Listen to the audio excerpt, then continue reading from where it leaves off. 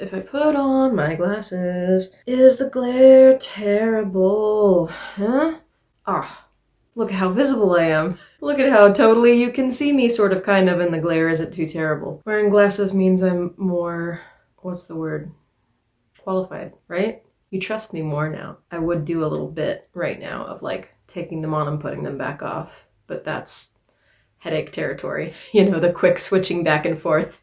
So just imagine that I did a really funny bit and you were very entertained. I'm gonna get my phone. Okay. Man, am I just like too wildly lit right now? What is light? What is perception? How does anyone exist without constantly questioning their appearance and every single thing that they do? Am I right? Comment below if you agree. Hello there, my parasocial pals, and welcome back to my channel. If you're new here, thank you so much for joining us. My name is Chloe Payne, and I have no idea what I'm doing. Today, we are doing our first ever I read such and such book, I read so-and-so's book. I have to reach over and get it. Oh, my life is so hard. Oh my goodness. We are going to talk about Rachel Oates' poetry collection, Reflections on Healing. I've been just starting to get into some like bookish topics here on the channel. I just did like the booktube newbie tag. It's the kind of stuff that I've wanted to do for a long time. I'm a really big fan of booktube. The sort of main theme of my channel these days is that I'm trying to experiment and have fun with just making the types of videos that I like to watch. I'm a huge fan of just a lot of different types of like vlog-ish content, cleaning vlogs and study vlogs and artist studio vlogs and reading vlogs in particular. I find that to just be like a really lovely, cozy, mundane way for people to form little connections. And I particularly really like vlogs that have some sort of a, you know, little theme to tie it all together. That's part of why reading vlogs are really my favorite. Not only do you get that little slice of life of how somebody else in this wide, weird world is doing, you also get the topic that sort of like is the, hey guys, what we're here today to talk about is this thing. And also, here's some clips of me enjoying some ramen, you know? I just find that to be really fun and satisfying. It combines the parts of my brain that enjoy like just lo-fi vlog, communal existence on a mundane planet vibes with also like book report energy. In today's essay, I shall. So I'm really excited to be able to have worked on this type of video. I'm not a frequent viewer of Rachel Oates' content. I, for a long time, just was familiar with her work as the person who analyzed the Gabby Hanna poetry books and made the videos about that. I was very impressed by her thoughtful analysis and her clever approach, her subtle wit. I remembered always liking about those videos. Sometime a year or more ago, I also really enjoyed watching the video that she made that's sort of like an intro to poetry, a sort of primer for like how to interpret poetry and like increase your confidence in reading poetry. Recently, I was searching for that video again because I'm in the midst of some very like cringy, deep, dark feelings. I'm going through a bit of an emo poetry consumption era. Very cathartic. I 10 out of 10 recommend just like lean into, you know, finding sad poetry that makes you feel better. Write some sad poetry that makes you feel better. Lean into your emo phase. Get it all out of your system. Very cathartic. 10 out of 10. Crying. Would recommend. Yeah, so for those reasons, I looked up the video that Rachel Oates did about sort of like an intro guide to reading poetry and enjoying poetry. And when I was watching that video, I noticed on her channel that another recent video was her announcing this book that she just came out with, her first book of her like own entirely original work. I never read it, but I also heard really great things back when she released Dog-a-Lessons, I think, was the book that she did that was sort of a parody version of a Gabby Hanna moment. I don't usually buy physical books. I am more in the habit of just having like digital downloads on my phone so that I can take books with me all the time. This was just an instance that felt like a really lovely opportunity to support a badass creator, and I have been in hectic brain mode for a minute, and so I thought that sitting and like, you know, having the meditative experience of like a physical book of poetry right in front of me to like incorporate into my journaling, you know, help me slow down a little bit. I thought that that sounded like it would be a really good experience for my brain. I'm thrilled to report that that's exactly what ended up happening. I haven't come across any other videos myself of people reviewing this book. I think that Savvy may be the only other video that I've really noticed somebody post specifically along the lines of like, you know, reviewing Rachel Oates' poetry book. If there are other videos, if you're here because you were looking at other reviews, or you're here because you're thinking about like doing your own review, definitely like let's talk about it in the comments below. You're welcome to, you know, shout out any other videos that have reviewed the book recently that you recommend, or if you are thinking about making a video like this yourself, I would love to watch it. Thank you so much for like, you know, jumping into the comments and giving yourself a little shout out of like, I did this kind of video too and I really like it and everybody is welcome to come on over to my channel to see it. I love to see that kind of shit. I haven't watched Savvy's video just yet, simply because it is helpful for my brain sometimes to just sort out my own feelings on something before I intake other people's points of view. I will definitely be rushing right over to watch Savvy's video immediately after I finish filming this, and I highly recommend that you do the same as well, of course. I will link Savvy's video in the description box below. I'm very insecure about my appearance. Stress of the last few weeks has gotten me very broken out. I wore mascara last night. I really enjoy the look of like dark eyeliner and dark mascara, but then you have to take the makeup off. I feel like I just look like a smudgy raccoon for days after that. So if you could do me a favor and just like not perceive me visually in this visual format of video, that'd be great for me. Thank you so much. I don't necessarily think that there's much that is very helpful about like reviews just for the sake of reviews, or like it's all so subjective. I don't anticipate that I'll ever get to a point as a reader myself, or as like with my YouTube videos, where I ever do like star ratings or, you know, thumbs up, thumbs down type stuff. As a reader, when I watch a reading vlog, I'm always much more interested in just what were the experiences that somebody had as they were reading something. How did it make them feel? What thoughts did it bring up for them? What experiences did it color, like, you know, as they were going through their day, their life in the vlog?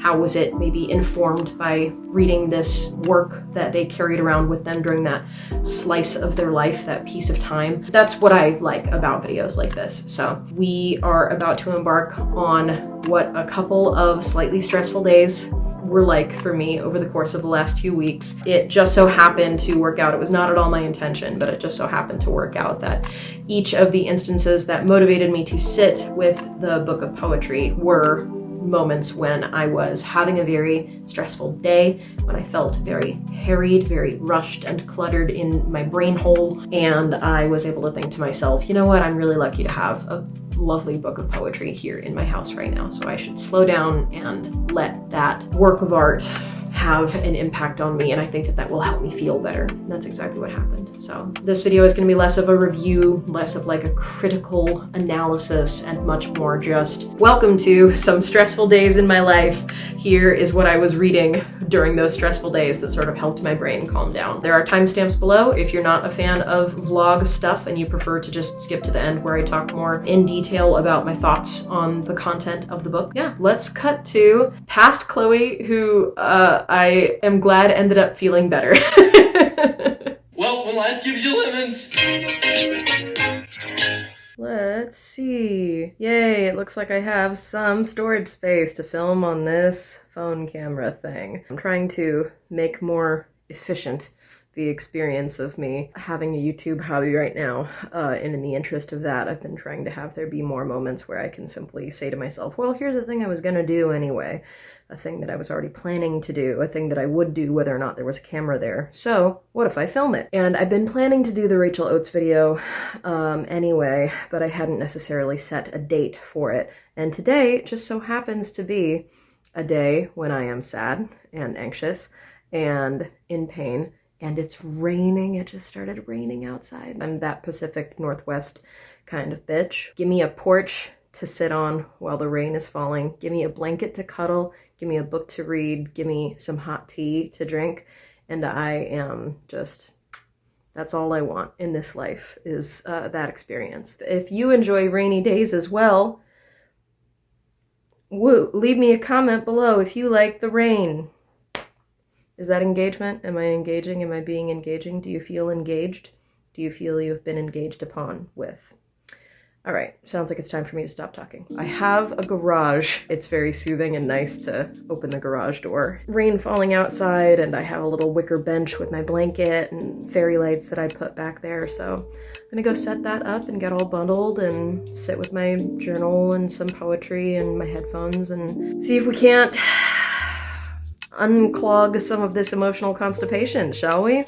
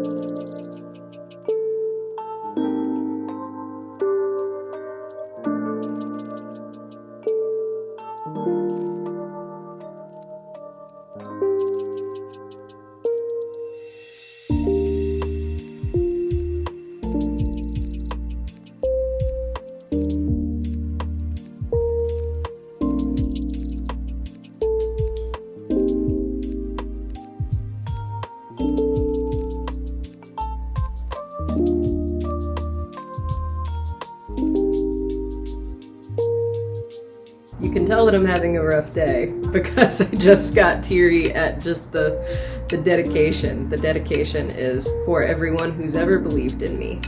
Thank you.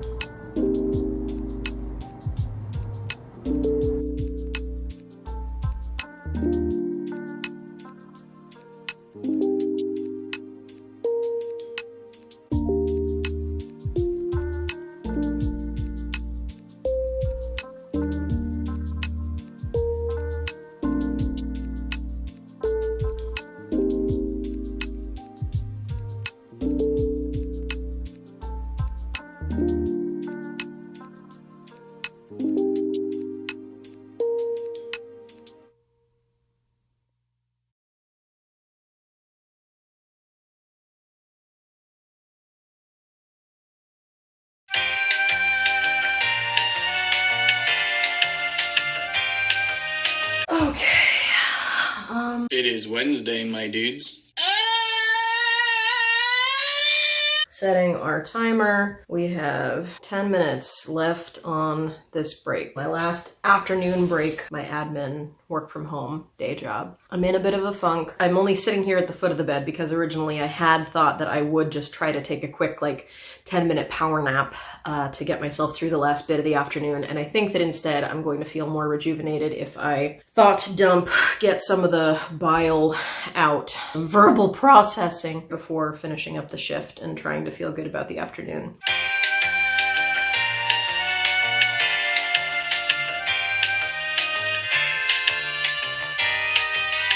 A blow to my ego that I was not expecting.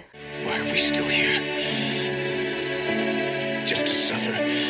I'm also letting some insecurity about the fact that all around me are familiar faces. The last leg of the afternoon, these last few hours, is always the period of time during the day when I am the most worn down. They ask you how you are, you just have to say that you're fine when you're not really fine, but you just can't get it. I am in a funk. I know rationally that the funk that I am in at this moment is... There's my alarm. Every time an alarm goes off, there's that moment in Cinderella when it's all right, back to work, I know. That's a great impression, Chloe. Wow, chef's kiss. Did you go to theater school? That was such an uncanny impression. Oh my God. Yeah, moral of the story, I gotta get back to work. I know rationally that the funk that I am in is largely due to all of the practical factors that I am caught up in the midst of. And I know rationally that the main things that are going to help are hydration, rest, eating some good food, and getting the hell offline. Very grateful that I happen to be in the midst of reading this poetry collection so that I can look forward now for the last few hours of my day. I can look forward to, you know what, Chloe, just try to not let the bad thoughts have any more real estate in your head and look forward to this evening curling back up in this bed with these bears and finishing poetry and drinking some tea and not existing online for a while, not thinking about online for a while. Good times, feeling super optimistic.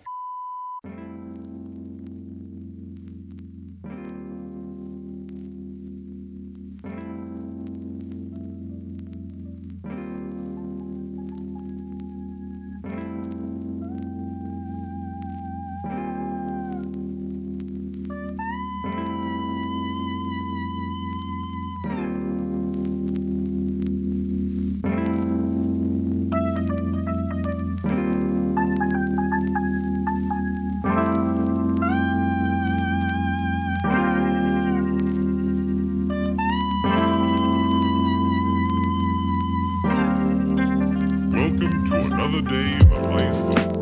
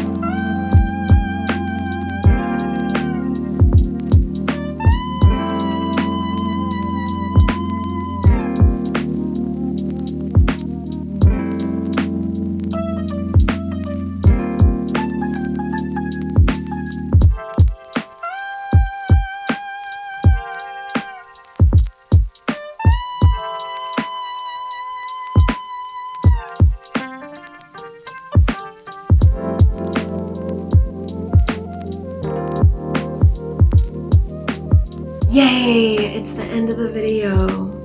Isn't this book great? Isn't it so great to have a book of poetry that just inspires you to sit and slow down? I just think that that's invaluable. Yeah. Spoiler alert, this book is great. This book is wonderful. The visuals of this book, holy moly. First of all, that moment from the garage when I just flat out gasped the one moment when I turned the page.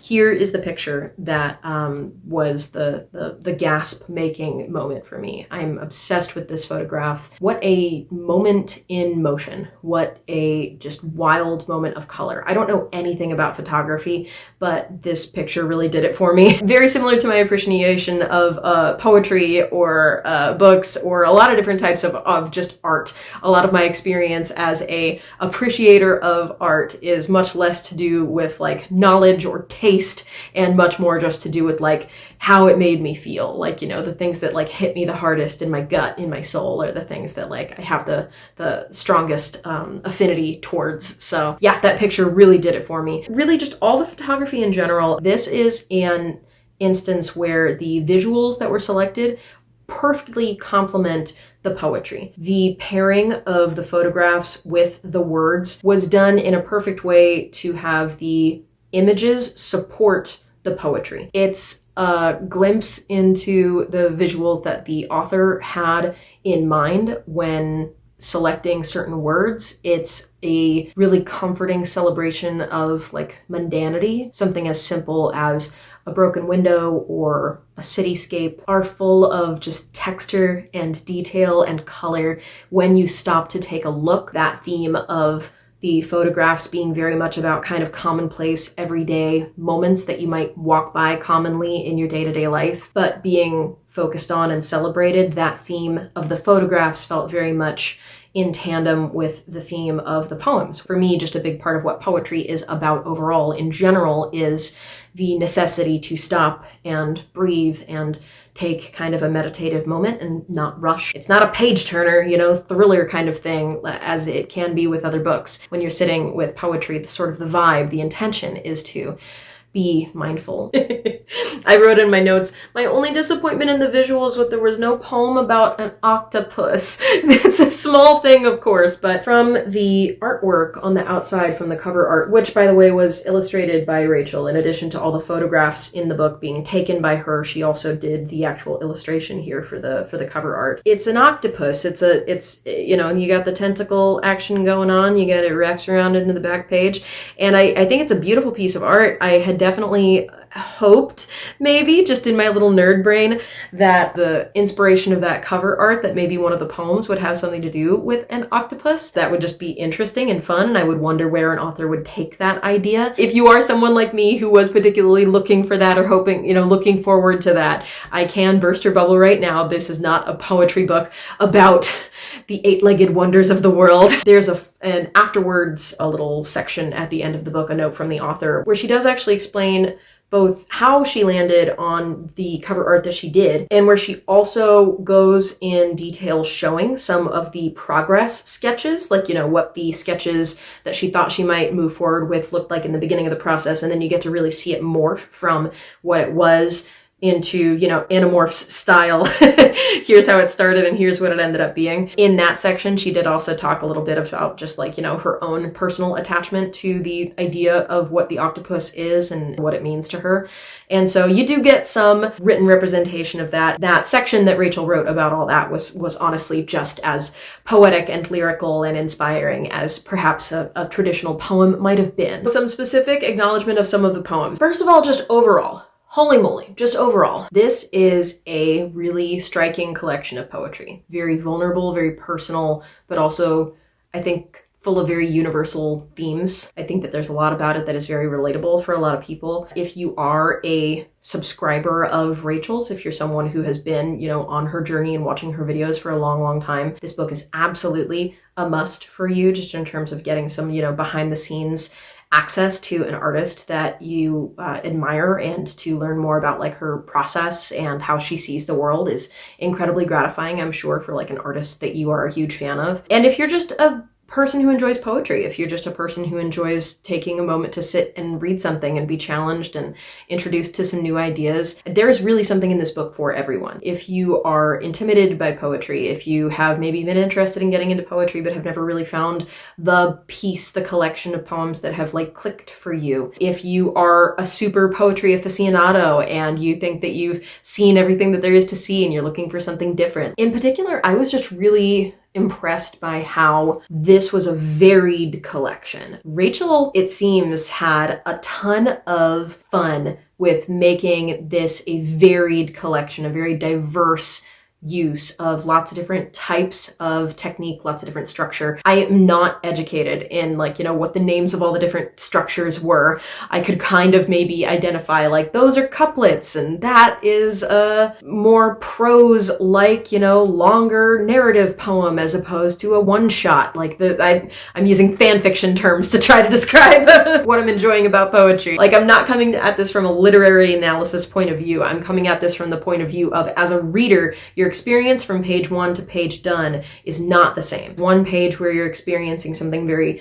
brief, something that is very much just a snapshot of a life, of a moment, something big picture to hone in on and appreciate a small detail of. And then the next thing you know, you're soaking up like a 6-page rhyming couplets beginning to end of the life of a relationship in a very snarky tone with like, puppeteer metaphors. Like there's something really different about each work contained in these pages. It was a very diverse collection. You really were kept guessing. It was very compelling. It really like made you want to keep going. I'm going to put some images on the screen here now for just shouting out some of my particular favorites. The Puppet Master is a truly just 6-page ballad. It's told in rhyming couplets. It's the story of a relationship from like, that beginning just infatuation and then how things go wrong. And the metaphor of the difficult person in the relationship being like a puppeteer, and you find that all your strings are being pulled by them. It was a really fun analysis, especially of the public facing aspects of a relationship and who someone is when they're like on stage or in front of people as opposed to who they are backstage behind closed doors. Such a really cool poem. That one was just like very big responses to that one. It was a very like, oh snap kind of narrative. And repeating cycles. Look at this image on the screen right now. Look at this poem. Do you understand what this is? This is like a choose your own adventure. Not only am I fascinated just by the fact that it's a choose your own adventure poem in terms of like based on where you start and where you end up, it could be, different. Like everybody gets a different ending depending on where you go. But also like you can follow from it works every single way. I can't imagine the attention to detail and the trial and error that it must have taken to line this up in such a way. Any combination of these choices from one line to the next works and gets you to a different conclusion, but a conclusion that still makes sense. This is such a cool, creative way to tell this story. Watsky has just recently come out with the announcement for, I think it's like the last album in a trilogy, a trio of albums that he had conceived of a long time ago, and now it's finally coming to fruition in the final form. So the 2 albums that had already been out were, I think, Complaint and Placement, and now the final in the trilogy is Intention. And in a very similar way that like with Rachel's poem, you've got, not only is it fascinating as a whole, as a like big picture when you look at the macro bird's eye view and pull out and see the whole thing, it also, you get into the nitty gritty of each combination of each of the paths does something so different. And similarly, look at this incredible way that the Watsky album art breaks down like, holy shit, it's 3 separate words on each panel with its own color scheme, but it's also, if you read it just from left to right, it works from left to right. And what kind of experimentation does it take to come up with concepts like this, where like it is its own little self-contained piece of art that makes perfect sense, but then you can keep pulling out further and further and further and see more and more about it. What the fuck? How do you guys come up with these ideas? And that's just uncanny that right as I was thinking about like composing the notes for sitting down to work on this video, it was just today that I saw that Watsky information. So man, artists be out here artin'. Am I right? Art be like, whoo! I am going to take a moment to read one particular poem that is a perfect demonstration, I think, of the thread that runs through a lot of the works in these pages. There's a very consistent strength of imagery. There's a very consistent strength of, I think, like color as metaphor and color specifically to invoke feelings and put you in a specific place. And again, it's a really interesting and cool pairing with the photographs that go everywhere throughout the collection as well. It's also just kind of a snarky. There's the theme running through this book of deep emotion and like painful emotion and vulnerable emotion, but also of like sass. How dare you? And I know better now. There's a theme, I think, running through the whole book of sometimes snark and awareness and criticism towards other subjects on the part of the narrator, and sometimes it's the narrator turning that critical lens on themselves. It's a fascinating thread to have tie through the whole collection, and this is just a poem that is a short one and that I thought would be helpful to share just because I think it encapsulates a lot of those themes really, really well as sort of a glimpse of the book. And you know, Rachel is one of the first people that I had ever heard make an observation that I find to be very true myself, which is that poetry is different when you read it out loud. There are, one could argue, even certain poems, many poems that are meant to be read out loud. I'm a theater nerd, you know, I grew up doing plays and open mics, and it's different to just take it in as words on a page in your mind. That's a different experience from hearing people experience the oration, hearing the words trip out of someone's tongue and finding the rhythm of how the words land in the air. That's something that I think is really powerful. And Rachel talked about that concept in her intro to poetry video. She talks about that if you have ever felt like stuck in trying to read poetry or enjoy poetry, maybe do you need to reconsider and think about the fact that poetry in many ways is more of a spoken medium than it is anything else. It starts with as words on a page, but then it is brought to life in a different way, maybe a more impactful way when you read it out loud or when you listen to somebody else read it out loud. So to bring to life one of her poems that meant the most to me and that I was most stricken by, here is Matches. I collect men like matches, holding each a little too long, failing to catch fleeting sparks. Like the night we danced in the crowded roost with all eyes on you and yours on me that lit the match. And now I give you my heart in a timepiece, loosely wrapped in floral fabrics, and give you all away to the wind and the waves to sail through cerulean seas and magenta dreams, while I sit with burnt fingertips and cling to another broken, burnt out match. How fucking cool is that? How fucking cool is that? The imagery and the colors and the flow, the lines that are longer and just full of commas, and you can't help but get like caught up in the journey of it, and like all of a sudden then you're stuck at the end just sitting there with a burnt out match. I fucking love that piece. Yeah, this is a really, really awesome collection of poetry. You should go get it. It's writers like Rachel who really like make it possible for me to slog this fucking brain through my days. I'm definitely someone who has always benefited from works of art like this in terms of pulling myself out of stressful times, calming myself down when I'm upset, finding mindfulness, forcing myself to stop and sit and be still and be present and check in with myself and breathe and cry. That's invaluable for me. I don't know what I would do without works of art like this. I'm really grateful to have had the opportunity to read it in general and also to turn it into this little video. Watching videos like this brings me a lot of joy, brings me a lot of sense of community. So if you're here and you've been watching, then thank you so much for jumping in. I really appreciate you. Have you read Rachel's book? Are you a viewer of Rachel's channel? Did you watch Savvy's review as well? And do you think that I'm a complete plebe? Did Savvy and I have wildly different takes? And should we fight?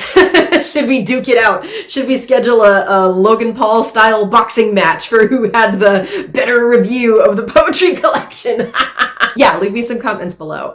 If you have other poetry recommendations as well, on my TBR, I really want to start getting into Audre Lorde. I have been slowly getting into Mary Oliver over the course of the last year or so. I really want more queer poetry in my life. I really want more poetry by BIPOC people from countries other than America. There's so much out there. There's, you never know where to start because there's just so much. So I'm excited to keep on reading. And if you have any poetry recommendations that you would like to shout out below, please absolutely feel welcome to do so. If you feel up to it, I have some links listed below. I try to always have my description box include some mental health information if you're just having a rough day and would like to take a look at that. And I also always try to list some different organizations that could use your support or a share or just an opportunity for you to learn more about some organizations. It's just some little things that we can do to make the world a little bit less shitty, right? In particular, right now in that section, I am highlighting a GoFundMe link. Basically what I did was I went to GoFundMe and I just did a search for top surgery. So if you click on the link below, it will take you directly to that search result. It's just a list of other people who have